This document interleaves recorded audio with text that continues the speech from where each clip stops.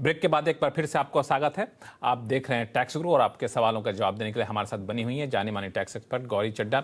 गौरी, अगला सवाल आया है गुजरात के गांधीनगर से सूर्यवीर सिंह परमार साहब का, जो कि फोन लाइन पे जुड़ गए हैं। परमार साहब नमस्कार। नमस्कार सर। बताएं क्या उलझन है आपकी?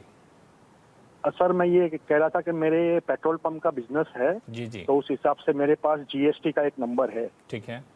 तो और मेरा मेन क्वेश्चन ये है कि उस हिसाब से मैंने एक बैंक प्रीमाइसेस है मेरे पास जो मैंने रेंट पे दी हुई है स्टेट बैंक को। तो उसमें मेरे को उस हिसाब से मेरे को जीएसटी पे करना पड़ता है रेंट के ऊपर। तो स्टेट बैंक ये कह रही है कि हम आपको जीएसटी पे नहीं कर सकते क्योंकि आपके रेंट एग्रीमेंट में लिखा हुआ नहीं है कि जीएसटी हमको पे करना है। तो मैं क्या जीएसटी पे सही कर रहा हूँ या नहीं कर रहा हूँ? पहले तो परमार साहब ये ठीक है, समझ गया। तो परमार साहब पहले बताइए कि अगर पेट्रोल पंप का बिजनेस है, लोग टैंक फुल कराते हैं कि नहीं? आजकल पेट्रोल काफी महंगा हो गया। नहीं करवा रहे हैं सर, अभी तो बिल्कुल ही महंगा हो गया। सीएनजी है, सीएनजी में भी रेट बढ़ गए तो वो भी डाउन हो गया। चलिए खैर उस उलझन को तो हम लोग दूर नहीं कर सकते, लेकिन आपकी जो समस्या है जीएसटी रिफंड की वो हम लोग दूर करने की कोशिश करेंगे। गौरी बताएं, गौरी क्या सुझाव है आपको आपकी तरफ से?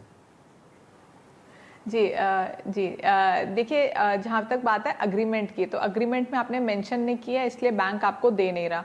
तो पहले तो मैं आपको कहूँगी कि एग्रीमेंट को ध्यान से पढ़िए, कहीं कोई क्लॉज ऐसा तो नहीं है जो उनको जिससे आपको ये पता लगे कि उनको जीएसटी देना है, मतलब अग्रीमेंट में लिखा है कि उनको जीएसटी देना है। नहीं लिखा तो भी आप बैंक मैनेजर को कंसल्ट कीजिए, उनको जाके कांटेक्ट कीजिए और उनको बोलिए कि GST over and above the rent आपको देना होगा। आपको उनको थोड़ा सा मनाना पड़ेगा। अगर नहीं मानते हैं, आपके पास कोई ऑप्शन नहीं बचता, आपको इस जीएसटी जो आपका रिसीव हो रहा है आपको इसको इंक्लूसिव ऑफ जीएसटी मानना पड़ेगा। यानी कि अगर 100 रुपए आपको रिसीव हो रहा है तो आपको मानना पड़ेगा कि इस 100 रुपए में जीएसटी इंक्लूडेड है और जो बैलेंस है वो आपकी इनकम है। तो आपको उसको इंक्लूसिव मान के आपको खुद से अपनी जेब से जीएसटी देना होगा।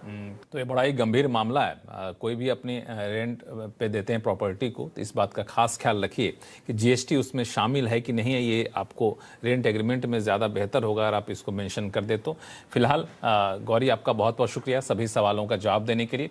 और टैक्स गुरु में फिलहाल इतना ही। आपके पास कोई भी सवाल हो, चाहे इनकम टैक्स से जुड़ा हुआ हो या फिर जीएसटी से जुड़ा हुआ हो, आप हमें लिख भेजिए tax@moneycontrol.com पर।